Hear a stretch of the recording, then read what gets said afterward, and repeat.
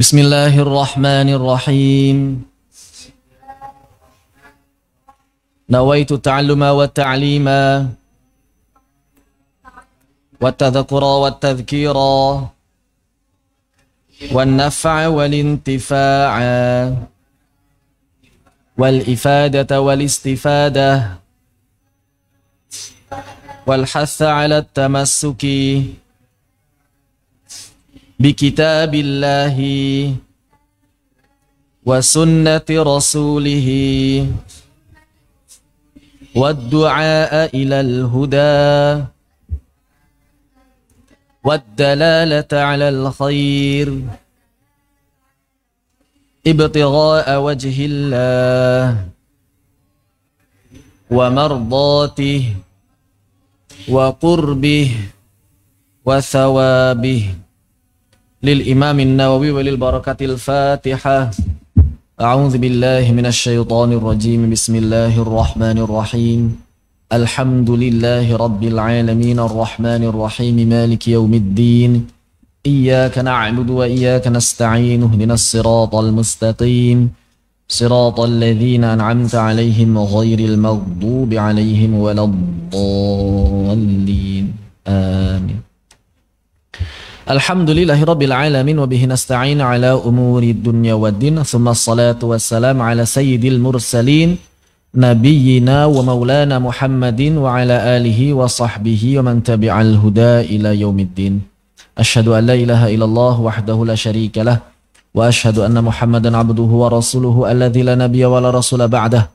Allahumma anfa'na bima 'allamtana wa 'allimna ma yanfa'una wa zidna 'ilma.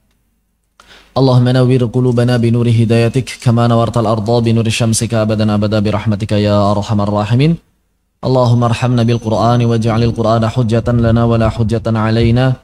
Allahumma ja'alna min ahlil qur'ani ahlika wa khassatika fid dunya wal akhirah, amin ya rabbal alamin. Baik, kita lanjutkan masih bab mengenai adab para penghafal Al-Qur'an. Al-Imam An-Nawawi rahimahullah ta'ala mengatakan fasal. Ini di sebagian tempat ada judul fasal, di sebagian naskah nggak ada judul fasal. Di antum ada judul fasalnya? Fil muhafadzah 'alal qiraati fil lail. Ada. Di kitab saya ada dua versi. Sebagian kitab ada yang pakai judul, di sebagian kitab yang lain ada yang nggak pakai judul. Fil muhafadzah berkaitan dengan menjaga, merutinkan 'alal qiraati fil lail, merutinkan bacaan Al-Qur'an pada malam hari. Muhafadzah itu penjagaan, menjaga. Yambaghi dan sudah semestinya ayyakuna, ia menjadi, maksudnya para penghafal Al-Qur'an menjadi i'tina'uhu, dari sisi penjagaannya bi qiraatil Qur'an, dari sisi penjagaannya terhadap membaca Al-Quran fil lail, pada malam hari itu aktsar. Dia mesti lebih memperhatikan. Kalau terjemah bahasa Indonesianya, dan sudah semestinya bagi setiap penghafal Al-Quran untuk lebih banyak menjaga cara membaca, menjaga, lebih memperbanyak menjaga bacaan Al-Quran mereka pada malam hari. Begitu. Dan sudah semestinya bagi para penghafal Al-Quran untuk lebih memperhatikan dan memperbanyak bacaan Al-Quran mereka pada malam hari. Wa fi salatil laili aktsar, terlebih lagi pada salat malam, maka mesti lebih diperhatikan dan lebih banyak lagi. Qala Allah Ta'ala, Allah Subhanahu wa Ta'ala berfirman, min ahlil kitabi ummatun qa'imatun yatluna ayatillahi ana al-laili wa hum yasjudun. Dan di antara ahlul kitab ada golongan orang qa'imatun, yang berdiri, maksudnya salat, yatluna ayatillah, yang membaca ayat-ayat Allah Subhanahu wa Ta'ala ana al-laili, pada malam hari, wa hum yasjudun, dan mereka bersujud pada salat. Maksudnya adalah salat. Yu'minuna billahi wal yawmil akhir wa ya'muruna bil ma'rufi wa yanhauna 'anil munkari wa yusari'una fil khairat. Dan mereka lah orang-orang yang beriman kepada Allah Subhanahu wa taala dan juga hari akhir. Wa ya'muruna bil ma'ruf, yang menyuruh kepada yang ma'ruf, memerintahkan yang ma'ruf. Wa yanhauna 'anil munkar, dan memaksa, mencegah, melarang dari yang kemungkaran. Wa yusari'una fil khairat, dan mereka ini merupakan orang-orang yang senantiasa berlomba-lomba dalam kebaikan. Wa ulaika minas shalihin, dan mereka itulah orang-orang yang saleh. Dan mereka itulah orang-orang yang saleh.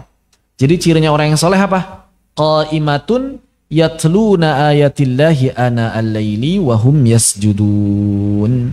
Begitu.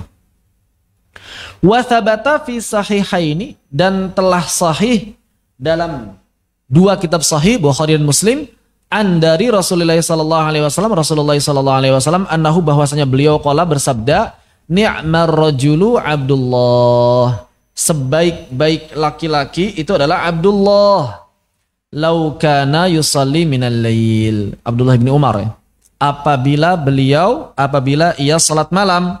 Maksudnya Nabi Shallallahu Alaihi Wasallam ini sebetulnya menyindir secara halus. Antum itu sebetulnya jadi orang terbaik. Cuma kurang satu hal aja. Apa? Salat malam. Begitu. Jadi kalau antum ingin jadi orang terbaik, salat malam. Wa fil haditsil akhar, dan dalam hadis yang lain, fis sahihi, juga dalam sahih, annahu sallallahu alaihi wa alihi wasallam qala, bahwasanya beliau sallallahu alaihi wa alihi wasallam bersabda, ya Abdullah, wahai hamba Allah, wahai Abdullah, la takun mithla fulan, wahai Abdullah, jangan jadi seperti dia, fulan. Nabi kalau mencontohkan yang kurang baik enggak pernah nyebut nama fulan. Kana yaqumul laila, dia itu pernah salat malam, summa tarokahu, tapi kemudian enggak sholat lagi. Makanya sholat malam ya. Malam sholat. Sholat malam enggak? Sholat malam. Taib. Warawat Tabaraniyu, at-Tabarani pakai ba dan ro tasydid, pakai ba dan ro fathah. At-Tabarani, bukan Tabrani, tapi at-Tabarani.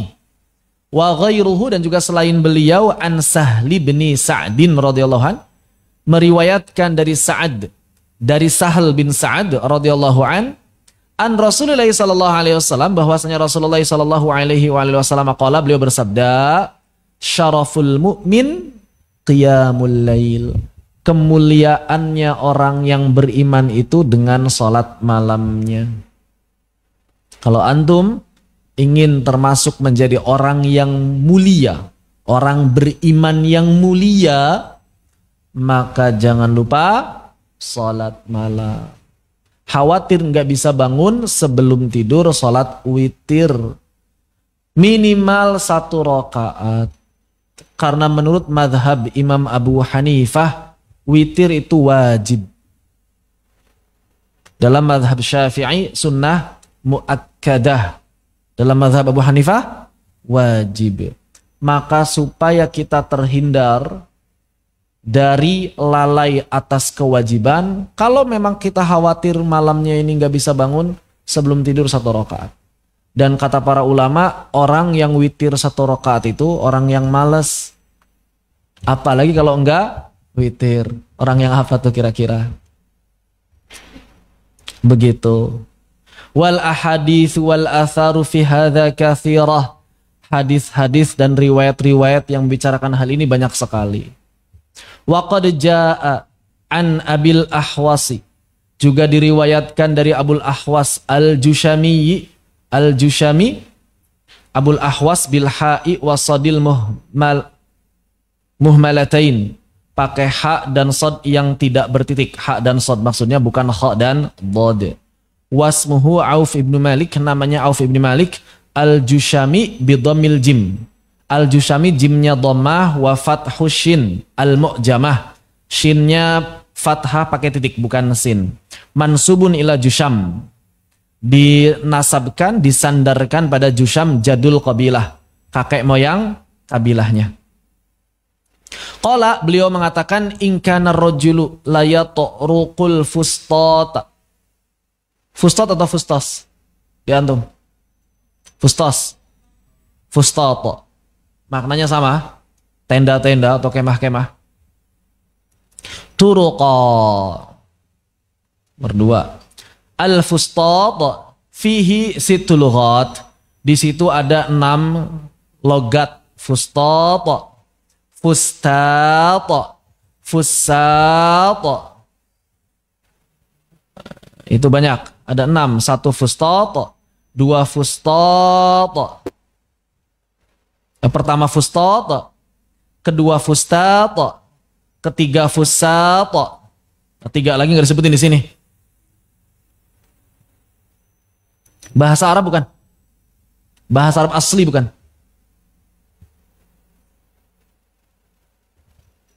Bahasa Arab asli bukan? Bahasa Arab asli kan ada fa. Ada fa. Apa artinya? Artinya adalah khaymah wal manzil. Rumah atau kemah, tenda. Karena orang Arab zaman dulu banyak yang rumahnya itu pakai tenda-tenda. Masih nomaden. Sama kayak orang-orang Mongol. Tahu orang Mongol? Rumahnya itu tenda kan, gede-gede. Mongolia. Tenda gede-gede. Jadi di sini Abul Ahwas Al-Jushami mengatakan in kana rajulun la yatrukul fustata turuqa. Ay ya'tihi laila. Jadi ada seorang laki-laki yang datang malam-malam ngetuk pintu masuk ke dalam tenda. Fayasma'u li ahlihi, kemudian ngelihat keluarganya. Jadi dia orang laki-laki pulang malam masuk ke rumah. Kemudian fayasma'u li ahlihi, mendengar keluarganya dawiyan kadawi nahal. Apa? Dawi itu suatu yang berisik seperti suara lebah. Ad-dawiyu bi fathid dal, dengan dal fathah wa kasril waw, dengan kasrah wawnya di kasrah, dawi. Wa tasydidul ya sautun la yufham. Artinya apa? Suara yang enggak dipahami. Bising. Suara bising karena apa? Ini maksudnya suara bising karena mendengkur. Orang-orang pada mendengkur semua. Begitu saking nyenyaknya tidur. Maka beliau mengatakan kalau ada orang yang seperti itu, maka laki-laki itu akan mengatakan qala, dia akan mengatakan fama balu haula. Apa yang ada di pikiran mereka? Ya'manuna makana ulaika yakhafun. Mereka merasa aman, padahal seharusnya mereka ini merasa takut. Kok tenang-tenang aja malam-malam malah tidur sampai mendengkur nyenyak-nyenyak, padahal harusnya merasa takut kepada Allah Subhanahu wa taala. Kenapa? Karena orang yang kebanyakan tidur pasti kurang ibadahnya. Itu maksudnya. Begitu. Wa an Ibrahim An-Nakhai, diriwayatkan juga dari Ibrahim An-Nakhai. An-Nakhai bi fathi nun, nunnya fathah, wal kha juga kha-nya fathah. Mansub ilan nakha, jadi kabilah. Disandarkan kepada nakha, kakek moyang kabilahnya. Qala, beliau mengatakan kana yuqalu iqra'u minal lail.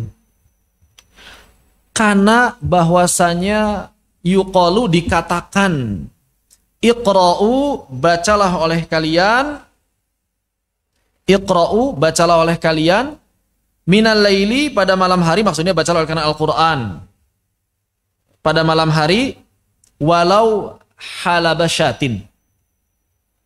Halabasyatin bi fathil lam, dengan lam fathah, wa yajuzu iskaniha, wa yajuzu iskanuha. Halba syatin fi lughah qalilah, pada sebagian kecil logat. Maksudnya apa? Bacalah oleh kalian Al-Quran walaupun memerah susu. Maksudnya bagaimana? Walaupun lamanya seperti memerah susu. Memerah susu gak lama kan? Seret. Walaupun cuma sebentar. Bacalah oleh kalian Al-Quran walaupun sebentar. Itu maknanya. Bacalah oleh kalian Al-Quran di malam hari walaupun sebentar. Jadi malam hari itu jangan sampai kosong dari ayat-ayat Al-Quran. Wa an Yazid Ar-Raqashi, diriwayatkan juga dari Yazid Ar-Raqashi. Ar-Raqashi bi fathir ra, dengan ra fathah, wa takhfifil qaf, dan qaf yang tidak bertasydid. Takhfif itu maksudnya enggak bertasydid. Wa an Yazid Ar-Raqashi, diriwayatkan dari Yazid Ar-Raqashi, qala beliau mengatakan idza ana nimtu, kalau saja saya tertidur, tsumma staiqadhtu, kemudian saya bangun, tsumma kemudian nimtu, saya tidur lagi, fala namat ainai, maka sungguhnya mata saya nggak bisa tidur. Menunjukkan bahwa beliau kalau sudah bangun itu udah nggak bisa tidur lagi. Ngasih nasihat pada kita, kalau antum bangun jangan tidur lagi. Begitu, jangan kemudian bangun tidur lagi malah makin nyenyak. Tidak seperti itu. Qultu, maka Imam Nawawi mengatakan, saya mengatakan wa innama rujihat, sesungguhnya rujihat salatul lail wa qiraatuhu, sesungguhnya kenapa sih salat pada malam hari, bacaan pada malam hari itu rujihat, diunggulkan, lebih utama, lebih mulia. Kenapa kemudian baca Al-Quran di malam hari dan salat di malam hari itu lebih mulia? Alasannya wa inna marujihat salatul laili wa qiraatuhu likauniha, karena memang keadaan pada malam hari itu bisa ajma'a lil qalbi, akan membuat hati ini lebih terkumpul, lebih fokus. Wa ab'ada minasyaghilat, dan menjauhkan diri dari kesibukan-kesibukan duniawi. Wal mulhiyat, dan dari hal-hal yang melalaikan. Wat tasarrufi fil hajat, dan juga menyimpang dari kebutuhan. Jadi kenapa malam hari itu lebih diunggulkan dan lebih utama? Karena memang pada malam hari itu kita lebih mudah fokus, terhindar dari berbagai macam kesibukan maupun hal-hal yang tidak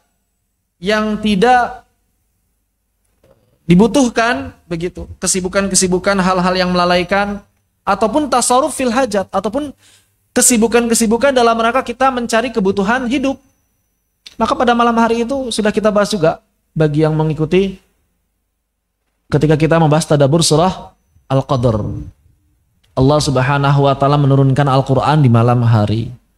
Allah Subhanahu wa taala membawa Nabi Muhammad Isra Mi'raj di malam hari. Karena memang yang namanya malam hari, nuansa spiritualnya itu, nuansa ruhaninya itu kental dan kuat.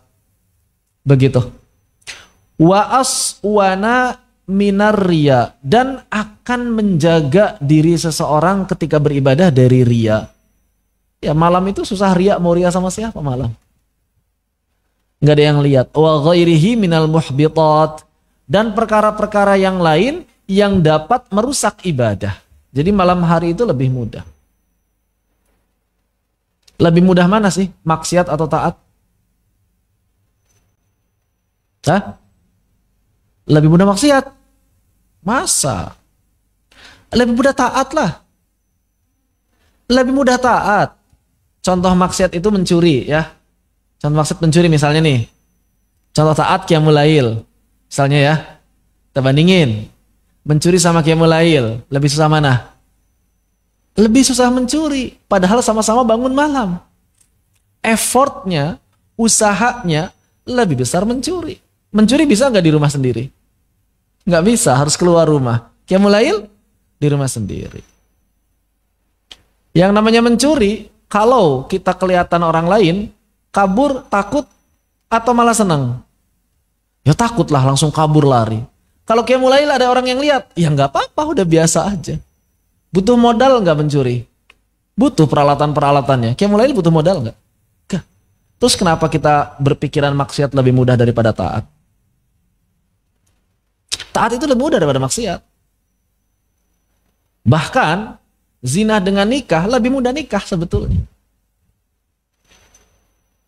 Orang berzina butuh uang, nikah juga butuh uang. Berzina cuma sekali ketemu selesai. Misalnya, nggak ada tanggung jawab, apalagi perempuan. Wah, berzina itu rugi sekali bagi perempuan itu, ruginya itu dunia akhirat. Bagi perempuan itu. Sudah ternodai, kalau hamil, anaknya dinasabkan pada keluarga ibunya, yang bertanggung jawab ngurus adalah ibu dan keluarga ibunya, bapaknya nggak wajib ngurus. Anak zina itu nggak wajib diurus sama bapak. Ruginya dunia akhirat. Terus tiba-tiba ada yang bilang, kok nggak adil sih? Harusnya bapak dong yang ngasih nafkah. Lah, bapak yang ngasih nafkah itu kalau nikah, makanya nikah. Kenapa nggak mau nikah? Orang zaman sekarang itu nikah nggak mau, tapi pacaran mau. Kan aneh. Disuruh nikah nggak mau. Yuk kita nikah. Nggak mau ah. Pacaran aja. Oke kalau pacaran. Oh gimana cerita? Logikanya di mana? Padahal modalnya bisa jadi lebih besar pacaran. Ngejajanin juga pacarnya. Sama aja kan nikah juga ngejajanin. Sama. Bedanya kalau nikah itu berpahala, pacaran itu berdosa. Jadi lebih mudah taat daripada maksiat hakikatnya. Begitu. Ma'a maja'a syar'u bihi min ijadil khairat. Bersamaan dengan itu memang telah datang dari syariat kita segala hal yang mendukung datangnya kebaikan fil lail pada malam hari. Contohnya apa? Fa innal Isra bi Rasulillah sallallahu alaihi wasallam kana laila. Isra itu dilakukan pada malam hari. Wa hadis juga ada hadis yang zilu rabbukum kulla lailah ila sama'id dunya. Allah Subhanahu wa taala nuzul, turun terjemahannya, cuma jangan dibayangkan cara turunnya dan tidak boleh bertanya bagaimana cara turunnya, tidak boleh, haram. Bid'ah. Bertanya tentang hakikat sifat Allah itu bid'ah. Kita tidak pernah diperintahkan untuk menggali sifat Allah karena semua itu hal ghaib. Pokoknya Allah punya sifat nuzul. Kapan? Malam hari. Ila sama'id dunya hina yamdi syatrul lail. Ketika telah berlalu separuh malam. Fayaqulu, maka Allah Subhanahu wa taala berfirman, hal min da'in, siapa yang doa? Siapa yang doa nih kata Allah Subhanahu wa taala malam hari itu? Melihat antum pada tertidur, siapa yang mau doa? Siapa yang lagi butuh? Siapa yang ingin berkeluh kesah? Siapa yang ingin curhat? Kok malah nggak ada? Kok malah pada tidur kata Allah? Fa'astajibalah. Padahal Allah berjanji pasti akan aku tunaikan, akan aku kabulkan. Masalahnya antum nggak doa pada malam hari, itu masalahnya. Hadis ya. Wa fis sahih, juga diriwayatkan dalam sahih, anna Rasulullah sallallahu alaihi wa alihi wasallam qaal, bahwasanya Nabi sallallahu alaihi wasallam bersabda, fil laili sa'atun, pada malam hari itu ada sebuah waktu, yustajabu fiha du'a, yang pada waktu itu akan diijabah, dijawab semua doa, kullalailah, setiap malam. Cuma waktunya nggak disebutin. Berarti bagaimana? Cerdas-cerdasnya kita banyak-banyak berdoa tiap malam. Warwa juga meriwayatkan sahibu Bahjatil Asrar, penulis kitab Bahjatil Asrar, bi isnadihi, dengan sanad beliau, an Salman al-Anmati, dari Salman al-Anmati qala, beliau mengatakan, ra'aitu Ali bin Abi Thalib, aku pernah melihat Ali bin Abi Thalib radhiyallahu an, semoga Allah SWT meridhoinya, fil manami, dalam mimpi, yaqulu, mengatakan. Jadi ada seorang ulama bermimpi ketemu Imam Ali bin Abi Thalib dan menyenandungkan syair. Apa syairnya?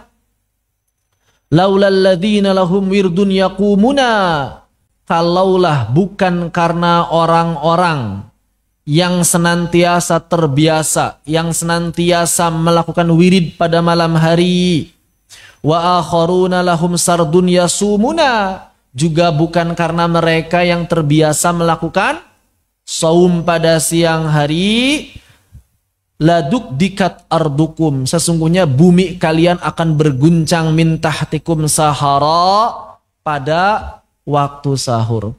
Kalaulah bukan karena orang yang rajin qiyamul lail dan yang rajin puasa di siang hari, maka bumi pasti akan berguncang pada waktu sahur. Li'annakum qaumun su'in la tuti'una. Kenapa? Karena kebanyakan di antara kalian itu adalah orang-orang yang buruk, yang tidak pernah taat kepada Allah Subhanahu wa taala. Maka Allah menahan azabnya di atas muka bumi ini dengan perantara orang-orang yang masih rajin ibadah pada malam hari. Kalaulah pada malam hari ini nggak ada orang yang beribadah, maka pada saat itu Allah menghancurkan bumi kita. Alhamdulillah, maka terima kasihlah kepada orang-orang yang menyelamatkan bumi ini. Jadi penyelamat bumi ini bukan sekadar orang-orang yang tergabung dalam pecinta hewan gitu, Greenpeace, jagain penguin, itu bukan sekedar itu. Tapi orang yang menjaga bumi ternyata mereka yang rajin sholat malam, mereka yang rajin saum sunnah. Itulah para penjaga bumi. Itulah yang membuat Allah Subhanahu wa taala masih memberikan keberkahan di atas muka bumi ini. Begitu. Wa'lam, maka ketahuilah anna fadilatal qiyami bil laili, bahwasanya keutamaan qiyam lail, salat malam, wal qiraati fihi, dan membaca Al-Qur'an di dalamnya, tahsulu, dapat kita raih kemuliaan salat malam, kemuliaan baca Al-Qur'an di malam hari dapat kita raih bil qalil, dengan hasil yang sedikit, wal kathir, ataupun hasil yang banyak.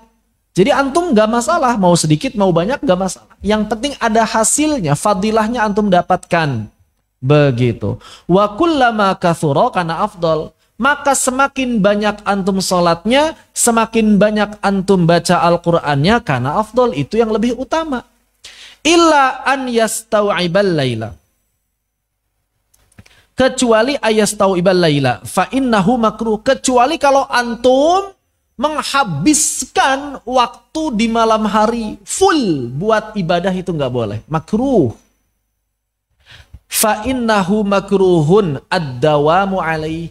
Maka setiap malam digunakan melekan apa? Begadang, itu makruh, tapi kalau sekali tidak masalah. Kalau sekali tidak masalah. Misalnya kapan? 10 hari terakhir Ramadan, maka boleh kalau mau begadang. Nanti diganti siang hari tidurnya. Itu boleh. Kalau setiap malam ad-dawam, terus menerus begadang, walaupun niatnya ibadah, itu tidak boleh. Wa ila ayyadura binafsihi, termasuk kalau enggak begadang, cuma dapat membahayakan tubuh. Enggak tiap malam, begadangnya enggak tiap malam, tapi dapat membahayakan tubuh, maka tidak boleh. Jangan begadang. Jadi begadang kapan dimakruhkan? Yang pertama kalau terus menerus, atau kalau membahayakan tubuh. Perhatikan. Begadang untuk niat ibadah saja makruh, apalagi begadang untuk niat yang lain. Nonton, main game, nongkrong, apalagi untuk berbuat kerusuhan di LA, Lenteng Agung. LA, kan banyak kan anak-anak yang suka bikin kerusuhan di LA malam-malam. Ada orang lewat di samber sama celurit, gitu kan. Tapi alhamdulillah kayaknya beberapa bulan ini aman, nggak ada berita lagi. Udah lama, udah lumayan lama nggak ada berita lagi. Biasanya di LA, Tanjung Barat, itu daerah-daerah rawan jam 1 jam 2 itu. Hati-hati yang naik motor. Wa mimma, dan di antara yadullu ala husulihi bil qalil, dan di antara dalil yang menunjukkan bahwa ternyata qiyamul lail ataupun baca Al-Quran di malam hari bisa didapatkan fadilahnya, keutamanya walaupun dengan sedikit. Ada dalilnya, misalnya apa? Hadithu Abdullah bin Amr bin Al-As, yaitu hadis yang diriwayatkan dari Abdullah bin Amr bin As. Dan Abdullah bin Amr bin Al-As ini adalah orang yang paling banyak hadisnya sebetulnya. Beliau adalah orang yang catatan hadisnya jauh lebih banyak daripada Abu Hurairah. Siapa yang bilang? Abu Hurairah yang bilang. Sebetulnya catatannya Abdullah bin Amr itu lebih banyak daripada saya. Cuma murid-muridnya lebih sedikit. Dan orang-orang sudah mencukupkan dengan riwayat Abu Hurairah. Oh sama, isinya sama yang punya Abu Hurairah, udahlah ini aja. Gak usah ke Abdullah bin Amr bin Al-As. Kenapa? Karena Abdullah bin Amr bin Al-As itu uzlah, tinggalnya di daerah terpencil. Taif kalau tidak khilaf. Jadi beliau ke Taif, ke kampung, sedangkan Abu Hurairah di Madinah awalnya. Sebelum jadi gubernur Bahrain. Bahrain ya kalau nggak salah. Abu Hurairah. Maka pada saat itu Abu Hurairah banyak membacakan hadis. Abdullah bin Amr bin Al-As lebih banyak hadis.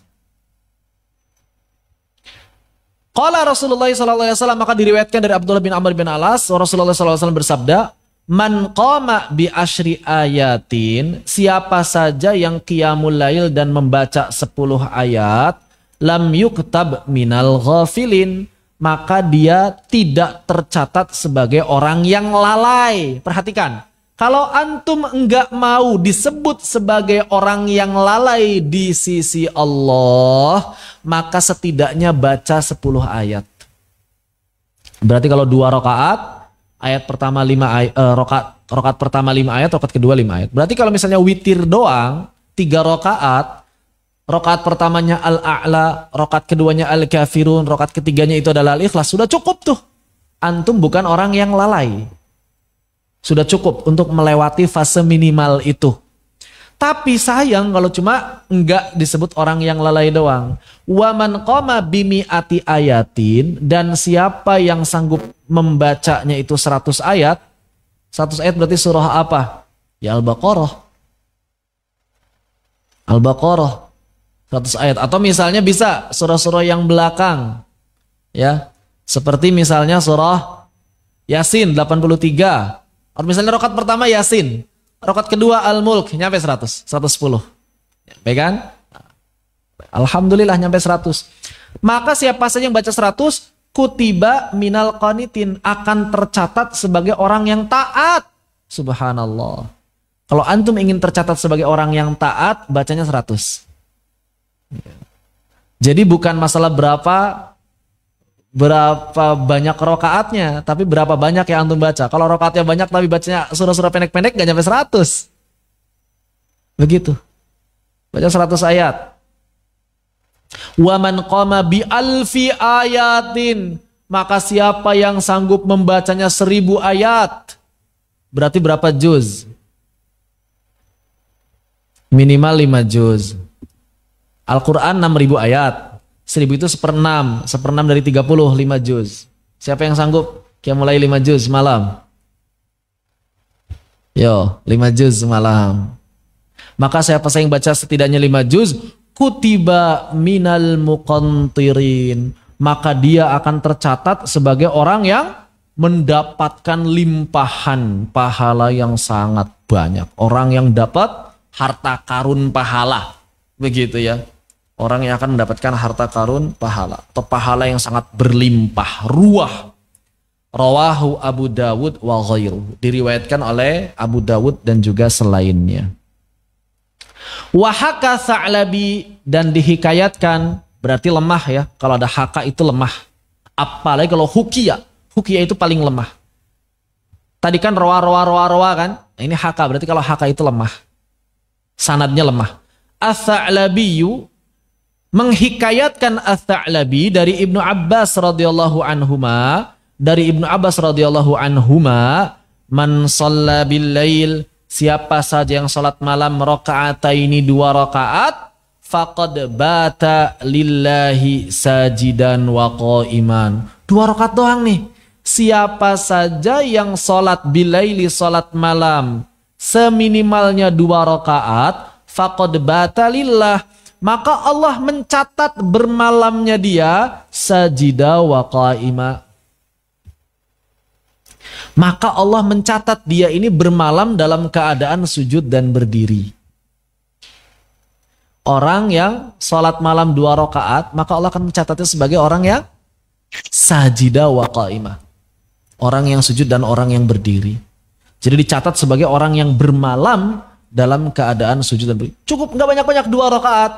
Jadi kalau antum misalnya ragu, khawatir nggak bisa bangun, sholat tahajud 2 rakaat, sebelum tidur itu witir 1 rakaat udah nggak apa-apa. Biasakan. Nanti kalau bangun alhamdulillah nambah. Nggak perlu witir lagi, langsung tahajudnya saja ditambah. Begitu. Jadi tidak apa-apa witir sebelum tidur, bisa, tidak apa-apa, tidak masalah. Kebiasaannya Abu Bakar As-Siddiq radhiyallahu anhu witir sebelum tidur. Tapi kalau antum yakin sanggup bangun malam, maka lebih utama di sepertiga malam terakhir, baik tahajud maupun witirnya. Begitu. Allahu taala a'lam. Baik, sampai di sini apa ada yang tanyakan, dipersilakan apabila ada yang ditanyakan.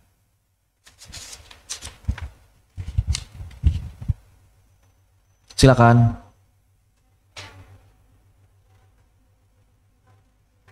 Abdullah bin Amr. Bukan gurunya Abu Hurairah. Beliau ini sahabat Nabi, tapi kata Abu Hurairah, Abdullah bin Amr bin Al-As itu catatan hadisnya lebih banyak daripada beliau. Catatan hadisnya lebih banyak. Kita kan taunya Abu Hurairah yang paling banyak ya. Yang sampai kepada kita paling banyak Abu Hurairah. Tapi sebetulnya yang punya catatan paling banyak itu Abdullah bin Amr bin Al-As. Bismillah.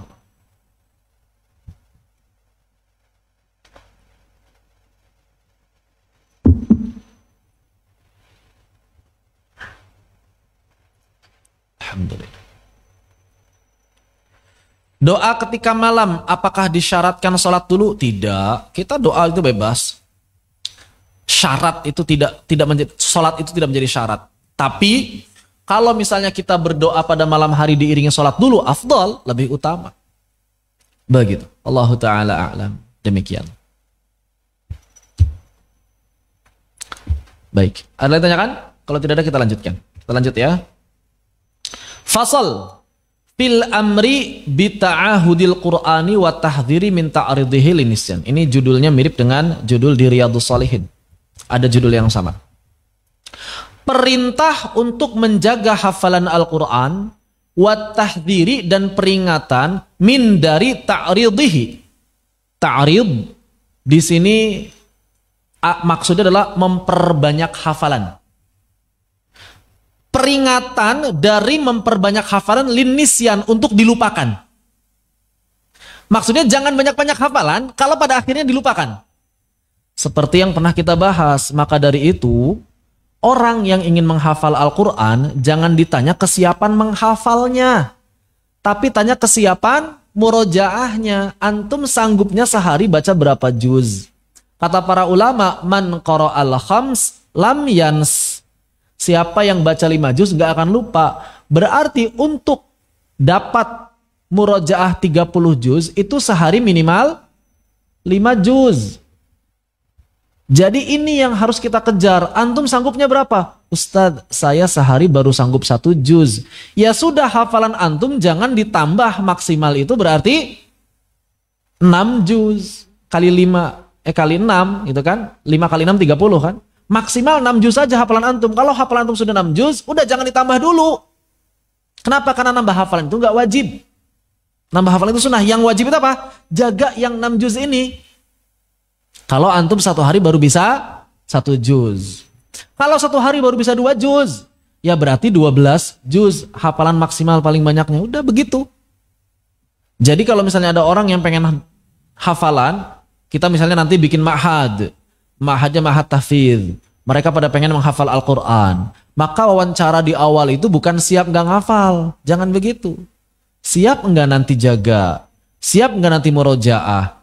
Siap nggak tilawah sehari 5 juz per hari? Belum siap ustazah. Berarti nggak bisa jadi penghafal Quran kalau gitu. Nggak bisa. Kenapa?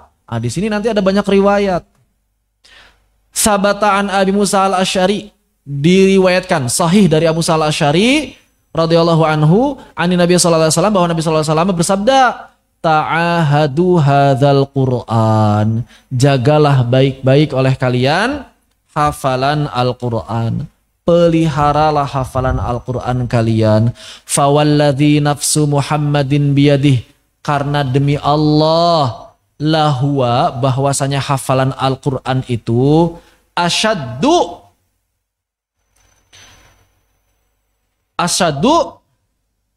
tafallutan minal ibili fi uquliha.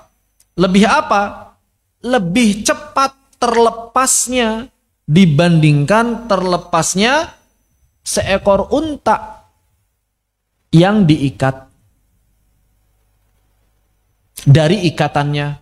Kalau nggak diikat, maksudnya gitu. Misalnya unta udah diikat lehernya, tapi nggak diikat ke sesuatu, ya dia kabur. Walaupun lehernya sudah diikat, tapi kalau nggak diikat pada sesuatu, maka dia kabur. Maka demikianlah hafalan Al-Quran. Kalau tidak diikat, maka dia akan kabur. Dan ini adalah salah satu dari mukjizat Al-Quran. Jadi mukjizat Al-Quran itu mudah dihafal, mudah terlupa. Kenapa? Karena tujuan menghafal Al-Quran bukan untuk selesai hafalan. Tapi tujuan menghafal Al-Quran agar kita selalu bertambah dekat dengan Al-Quran. Karena itulah Allah menjadikan mukjizat Al-Quran itu diantaranya apa? Mudah terlupa. Itu mukjizat, keistimewaan Al-Quran. Kenapa dibuat mudah terlupa? Karena kalau Al-Quran dibuat tidak mudah terlupa, nanti antum kalau sudah selesai setoran nggak akan lagi datang pada Al-Quran. Dan itu nggak disukai oleh Allah. Makanya yang menjadi bencana itu bukan kita ngafalin nggak hafal-hafal, bukan. Bencana itu adalah ketika antum sudah menghafal dan setoran tapi nggak dijaga, itu bencana. Menghafal Al-Quran tapi tidak hafal-hafal tidak masalah karena kebaikannya tetap tercatat di sisi Allah Subhanahu wa Ta'ala. Tapi kalau sudah hafal, sudah setoran lalu kemudian ditinggalkan, itu dosa besar. Itu dosa besar. Wa an Ibni Umar radhiyallahu an. Jadi kalau misalnya nanti antum baca kitab gundul, ain mim ra, bacanya Umar. Kalau tulisannya ain mim ra waw, bacanya Amr. Itu bedanya ya. Amru, Amr maksudnya. Baik. Anna Rasulullah sallallahu alaihi wa alihi wasallam qala, bahwa Nabi sallallahu alaihi wasallam bersabda, innama, sesungguhnya, hanya mathalu sahibil Quran. Jadi sahib Al-Quran, sahabat Al-Quran itu permisalannya kamathali sahibil ibil. Permisalannya seperti apa? Seperti orang yang memiliki unta al-mu'aqqalah, yang terikat. In ahada, kalau dia menguatkan ikatannya, alaiha, atasnya, amsakaha, maka dia akan menjaga hafalan Al-Qur'annya. Wa in atlaqaha, dan kalau dia melepaskan ikatannya, zahabat, unta pasti akan pergi. Rawahul Bukhari wa Muslim. Maka dijaga. Bagaimana cara menjaganya? Murojaah, nggak ada cara yang lain, nggak ada cara instan menjaga hafalan Al-Quran. Murojaahnya bisa variasi, ada dengan baca, ada dengan mengulang hafalan, ada dengan mendengar murattal, ada dengan ngajar. Itu salah satu atau di antara cara murojaah. Banyak caranya memang, yang penting murojaah. Jangan sampai enggak murojaah sama sekali. Wa an Anas bin Malik radhiyallahu an, diriwayatkan dari Anas bin Malik radhiyallahu anhu qala, bahwasanya beliau mengatakan qala Rasulullah sallallahu alaihi wasallam, bahwa Nabi sallallahu alaihi wasallam bersabda, uridat alayya ujuru ummati. Aku pernah diperlihatkan oleh Allah Subhanahu wa taala ujur, uridat, ujur pahala-pahala. Ujrah, balasan-balasan. Uridot, aku ditampilkan. Kalau zaman sekarang mungkin seperti pakai layar, lihat ya. Intinya Nabi, wallahualam kayak gimana itu hal gaib. Yang pasti Nabi pernah diperlihatkan, ini loh pahala yang didapatkan oleh umatmu, itu pahala-pahalanya. Oh, pahala ini begini nilainya, pahala ini begini nilainya, begitu ya. Hatta sampai-sampai al-qadhatu yukhrijuhar rajulu minal masjid. Termasuk pahala seseorang yang mengeluarkan debu atau kotoran dari masjid walaupun sedikit. Itu ada pahalanya. Antum misalnya ngelihat kerikil di masjid, antum keluarin. Oh, itu ada pahalanya ternyata. Al-qadhah kal'aud, seperti ranting, wafutatul khazaf wa nahwihima mimma yungkasul masjid min. Ya, seperti ranting-ranting atau kotoran-kotoran yang ada di masjid, antum keluarin, itu ada pahalanya dan Nabi melihat, oh pahalanya segini. Juga wa uridat alayya, Allah juga memperlihatkan padaku dzunubu ummati, dosa-dosa umatku. Oh, dosa ini begini nilainya, dosa ini begini besarnya. Diperlihatkan tuh, falam ara dzamban, dan aku ternyata enggak melihat dzamban, sebuah dosa, a'zamu, yang lebih besar, min suratin minal qur'ani au ayatin utiyaha rajulun thumma nasiyaha. Kata Nabi, dan aku pada saat itu enggak melihat dosa yang lebih besar daripada dosanya seseorang yang pernah menghafal ayat atau surah Al-Quran lalu ia melupakannya. Enggak ada dosa yang lebih besar dari itu. Berarti dosanya apa? Sangat besar. Dosa tidak memurojaah itu sangat besar ternyata. Maka hati-hati mulai sekarang, yuk murojaah. Yang kita hafal. Yang kita hafal berapa, yang sudah kita setorkan berapa, itu yang mesti dimurojaah. Mau nggak mau, suka nggak suka. Mau hafalannya juz 30 saja atau 30 juz, harus dimurojaah semuanya. Begitu. Rawahu Dawud wa Tirmidzi wa takallama fi. Diriwayatkan Abu Dawud, Tirmidzi, tapi At-Tirmidzi takallama fi. Maksudnya apa? At-Tirmidzi menganggap hadis ini sanadnya ada catatan, kurang sahih. Jadi kalau ada istilah takallam, itu ada catatan dari sanadnya. Wa an Sa'ad ibn Ubadah, diriwayatkan dari Sa'ad ibn Ubadah.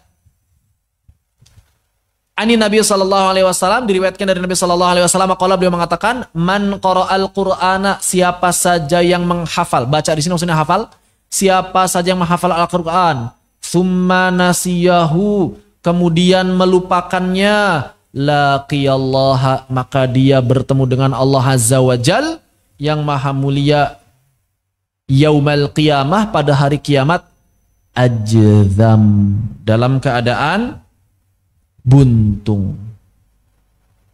Orang yang pernah menghafal Al-Quran lalu kemudian melupakannya, maka bertemu di hadapan Allah Subhanahu wa Ta'ala dengan keadaan buntung. Tapi nggak disebutin buntung apanya ini, terputus apanya, wallahu ta'ala alam. Rawahu Abu Dawud wa Darimi. Allahu ta'ala alam. Maka dari sini dapat kita simpulkan bahwa menjaga hafalan Al-Quran lebih penting daripada menambah hafalan Al-Quran. Maka jangan tergesa-gesa nambah. Jadi yang wajib itu dalam Al-Quran itu yang pertama baca benar, ya kan? Bacanya mesti benar. Yang kedua tadabbur, memahami kandungannya. Yang ketiga menjaga hafalan. Ini yang wajib, jaga hafalan. Adapun nambah hafalan itu tidak wajib. Bacanya benar, pahami isinya, jaga yang telah kita hafal. Kalau kita sanggup menjaganya lebih dari apa yang sudah kita hafal sekarang, baru kita tambah. Jangan tergesa-gesa nambah. Karena memang enggak terlalu penting seberapa banyak yang sudah kita setorkan. Yang penting itu seberapa banyak yang kita mutqin. Dan ini banyak terjadi fenomena di seluruh ma'had tahfidz. Mereka sudah setoran 30 juz, tapi ketika diuji hafalan beberapa tahun kemudian, yang tersisa hanya juz 30. Bahkan kadang-kadang cuma ad-duha sampai Anas. Karena itu yang dipakai sholat. Betapa banyak orang yang sudah menghafal 30 juz, tapi suruh baca Al-Mutaffifin, itu masih belibet-libet. Nah ini kan bahaya. Jangan sampai hal tersebut sekedar jadi titel untuk membahagiakan seseorang, tapi nggak bikin Allah bahagia gitu. Kan zaman sekarang yang dikejar itu ya. Ada wisudanya, orang tua dipanggil, dikasih mahkota, terus habis itu apa? Bukan buat formalitas menghafal Al-Quran itu, tapi bagaimana kita bisa menjaganya. Maka mari kita jaga hafalan Al-Quran kita. Manfaatkan waktu yang ada. Pada subuh masih kosong nih, habis latihan tahsin, langsung murojaah. Siang sebelum istirahat masih ada waktu misalnya nih, maka manfaatkan untuk murojaah. Dan waktu paling baik untuk murojaah itu adalah malam hari di sholat malam kita. Maka bacalah Al-Quran di sholat malam. Itu waktu paling baik. Ustaz, tapi saya suka lupa-lupa. Pegang mushaf. Nanti pas ruku simpan di meja. Tidak masalah pegang mushaf, tidak masalah. Sambil lihat, nanti kalau lupa sambil lihat. Tidak masalah. Kalau perlu bikin, atau kalau perlu beli mushaf yang kecil. Khusus buat murojaah di dalam sholat. Mau yang 5 juz, mau yang 1 juz, itu kan enak, bisa langsung masukin saku. Ada yang versi 30 juz, 1 juz, 1 juz, 1 juz. Ada yang versi bagi 6, 5 juz, 5 juz, 5 juz. Silakan, itu manfaatkan. Atau misalnya HP kan bisa. Kita murojaah pakai HP itu gampang. Buka, misalnya buka. Kalau lupa tinggal buka. Kalau misalnya sudah selesai baca tinggal ditutup. Kan udah bukan mushaf lagi. Mau diletakkan dimanapun gak masalah. Ketika dibuka dia mushaf. Enak pakai HP. Gak masalah. Begitu. Yang penting mari kita bersama-sama mulai murojaah. Apa yang pernah kita hafal. Cuma memang kendalanya ya, termasuk saya pribadi, kendalanya kita ini ngafal dulu sebelum belajar tajwid memang berantakan bacaannya. Saya dulu kalau waktu ngafal itu cepet, ngebut. Ya sama mungkin kita ngalami halnya. Ngebut. Jadi ketika murojaah itu pengennya ngebut terus, padahal itu berantakan bacaannya tuh. Dan itu susah. Berat, bukan susah mungkin lebih tepatnya. Berat ketika baca lambat. Ya kan? Baca lambat itu malah kayak gitu. Nah, itu yang saya juga alami. Ya nggak apa-apa. Jadinya memang ngulang dari awal bukan hampir, bahkan lebih berat daripada ngulang. Lebih berat daripada ngafal dari awal. Ya nggak apa-apa. Konsekuensi kita yang telat kenal tajwid ya begitu. Jadi memang lebih berat lebih berat ya merevisi hafalan dibandingkan ngafal yang baru. Yang nggak apa-apa. Mudah-mudahan beratnya itu mendapatkan pahala yang berlipat ganda. Begitu. Saya hafal Yasin, Al-Mulk, Waqiah dari kecil. Dari SD. Dan itu justru yang paling berat untuk saya revisi. Dan lengket lidahnya itu. Lengket sekali. Kenapa? Karena baca biasa ngebut. Dulu di rumah itu biasa baca Yasin, Al-Mulk dan Waqiah setiap pada maghrib. Dan di malam tertentu ngumpul bersama keluarga baca Yasin 3 kali. Dari pada maghrib ke Isya. Itu kan ngebut sekali bacanya. Pas baca lambat bener malah susah. Lidahnya itu malah kaku. Makanya yang bagus itu baca itu, menghafal itu yang lambat. Kalau kita terbiasa lambat, baca cepat aman. Begitu. Jadi mari kita sama-sama memurojaah, memperbanyak tilawah Al-Quran, bangun malam, baca Al-Quran, minimal sholatnya nggak usah banyak-banyak, apa 3 rakaat nggak masalah, yang penting baca banyak ayat di sana. Baca yang bisa kita hafal pada saat itu. Oh kayaknya ini udah mau subuh, yaudah saya bacanya Ar-Rahman aja deh, yang bisa agak ngebut, misalnya begitu. Oh ini masih lama nih, saya baca yang agak-agak berat nih. Misalnya kalau di juz 26 itu kan juz 25 26 itu kan banyak ranjau gitu ya. Silakan gitu. Seperti itu. Demikian ya. Mudah-mudahan bermanfaat dan semoga Allah Subhanahu wa taala memberikan kemudahan bagi kita sekalian. Apabila ada yang ingin didiskusikan, dipersilakan. Bolehkah disimpan Al-Qur'an kecil itu dan dibawa sembahyang, dibawa sujud? Tidak masalah selama diletakkan di sakunya di atas pinggang. Saku yang di atas pinggang. Jangan saku yang di bawah pinggang. Karena saya pernah melihat sebagian orang meletakkan Al-Quran itu sakunya di saku belakang celana. Ini ya Allah, jangan itu. Sakunya di atas pinggang, di dada. Saku di dada tidak masalah. Di bawah sujud tidak masalah. Kalau sujud pun tidak masalah. Begitu. Tapi yang lebih utama bagaimana? Yang lebih utama diletakkan di meja. Haram meletakkan mushaf di lantai. Haram meletakkan mushaf sejajar dengan kaki, haram. Kalau mau meletakkan di meja yang lebih tinggi daripada kaki. Maksudnya di atas mata kaki. Jangan sejajar dengan mata kaki, haram. Jangan dibiasakan. Kadang-kadang ada orang di masjid ngambil mushaf, Jumatan, baca, pas mau sholat dia letakkan di depan, ini haram. Kalau mau letakkan di depan minimal dialasi dengan tas, dengan jaket, yang penting lebih tinggi daripada, minimal itu lebih tinggi daripada mata kaki. Tapi yang afdol itu lebih tinggi daripada lutut. Yang lebih utama lagi lebih tinggi daripada pinggang. Makanya kalau misalnya kita punya rak buku, yang paling tinggi itu Al-Quran. Jangan meletakkan sesuatu di atas mushaf. Jangan meletakkan sesuatu di atas mushaf.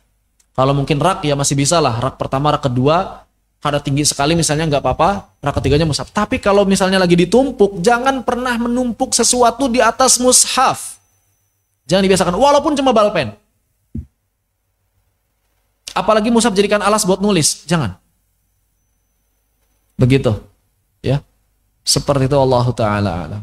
Harus beradab terhadap mushaf Al-Quran. Demikian. Ada yang tanyakan kembali, dipersilakan.